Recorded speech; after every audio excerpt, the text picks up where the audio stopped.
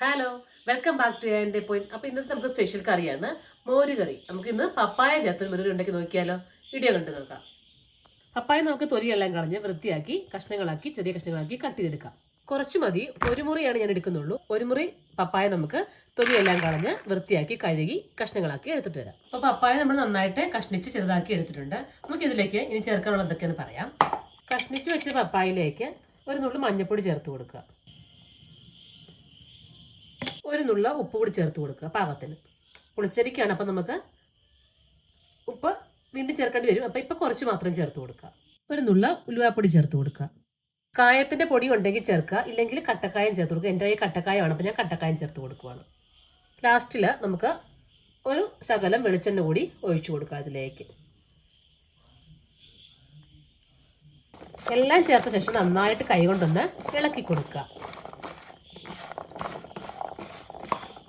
നന്നായിട്ട് മിക്സ് ചെയ്ത് നമ്മുടെ പപ്പായ ഒരു 5 മിനിറ്റ് ഒന്ന് റെസ്റ്റ് ചെയ്യാനായിട്ട് നമുക്ക് മാറ്റി വയ്ക്കാം. ഒരു ചട്ടി അടുപ്പത്ത് വയ്ക്കുക. അതിനുശേഷം ചട്ടി ചൂടായി കഴിയുമ്പോൾ അതിലേക്ക് ഓയിൽ ഒഴിച്ച് കൊടുക്കാം.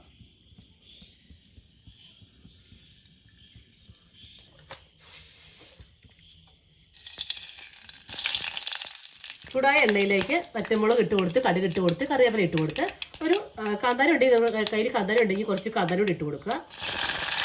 അപ്പോൾ നമ്മൾ കടുവെല്ലാം പൊട്ടിച്ച് കഴിയുമ്പോൾ അതിലേക്ക് ഇഞ്ചിയും വെളുത്തുള്ളിയും ചെറിയ ഉള്ളിയും കൂടി ഞാൻ ഇടികല്ലിൽ ഇട്ട് ചെറുതായിട്ട് ചതച്ചെടുത്തിട്ടുണ്ട്.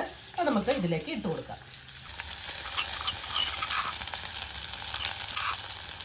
നന്നായിട്ടൊന്ന് ഇളക്കി കൊടുക്കാം. ചെറുതായിട്ടൊന്ന് വഴറ്റി വെച്ചെടുക്കണം. അപ്പോൾ അത് നന്നായിട്ട് വഴണ്ടോട്ടെ. അപ്പോൾ അതിനായിട്ട് നമുക്കൊന്ന് ഇളക്കി കൊടുക്കാം. പെട്ടെന്ന് വയനായിട്ട് നമുക്ക് ഇച്ചിരി ഉപ്പും കൂടി ചേർത്ത് കൊടുക്കാം. പെട്ടെന്ന് വയനാ ഇച്ചിരി ഉപ്പും കൂടി ചേർത്ത് കൊടുക്കുക.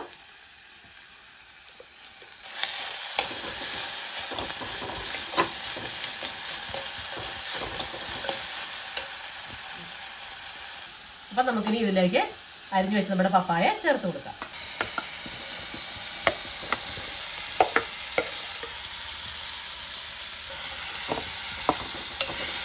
നന്നായിട്ട് ഇളക്കി കൊടുക്കുക. ഇളക്കി കൊടുത്ത് ചെറിയ തീയിലാക്കിയിട്ട് വെച്ച് സിമ്മിലാക്കി വെക്കുക. സിമ്മിലാക്കി വെച്ചിട്ട് നമുക്ക് ഒന്ന് വേവണം. പപ്പായ ഒന്ന് വേവണമല്ലോ. അപ്പോൾ വേകുന്നവരെ ഒന്ന് വെയിറ്റ് ചെയ്യാം. നമ്മൾ ഒട്ടും വെള്ളം ചേർത്ത് കൊടുക്കുന്നില്ല. അപ്പം ചെറിയ തീയിലാകുമ്പോൾ നമുക്കിതിനകത്ത് എണ്ണയും ഉപ്പും ഒക്കെ ഉള്ളത് കൊണ്ട് നന്നായിട്ടൊന്ന് വെന്ത് വന്നോളും.